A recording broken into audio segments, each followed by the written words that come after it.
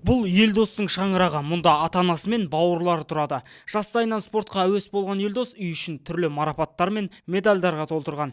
Бақтыбай Сметов кенжесінің осылайша төккен тері ақталып, Рио төрінде топ жарды.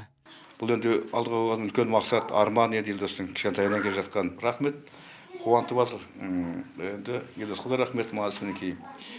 Ақтады, айтады ғой өзі.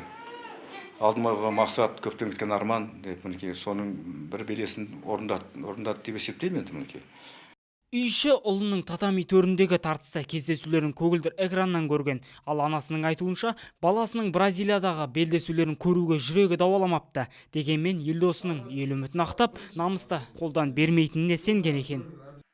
Осы жарысы тек басқа жарыстарға қарағанда бір ерекше, бір қиын болды ма, или менің жүрегіме сәл қиындау болды ма, бір сондай сезімде болдым енді. Сендім Елдосқа. Елдос егер мынандай дайындықта болса, менің балам жеңеді дедім. Құдайға шүкір, қуанышымыз айтып жеткізе алмаймын енді бұндай қуанышты.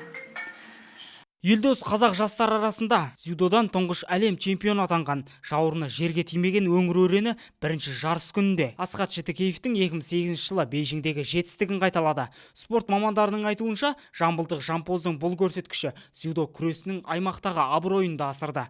Алдымен бұл күрес түрі біздің өңірде құлашын кең жайғандығын көрсетті дейді.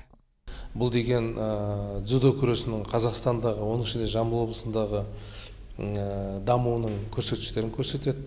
Бұл да үлкен жетістік, үлкен қуаныш. Елдос әлі де болса өте жасы 23-те. Мен ойлаймын, алдағы олимпиадада, келесі өтетін Токиодағы олимпиадада ол бұдан да үлкен жетістіктерге жетеді деп ойлаймын. Елдостың күмісі алтыннан да артық дейді оның туыстары. Алар асуы әлі алда екендігіне нық сенеді. Ал бүгінде Тараз саңлағын елі, жанкүйері мен ыстық ұя отбасы тағатсыздана күтіп отыр. Мерей Байет, Ермек Кеншімбек, Арман Сабыр, 7-7 News.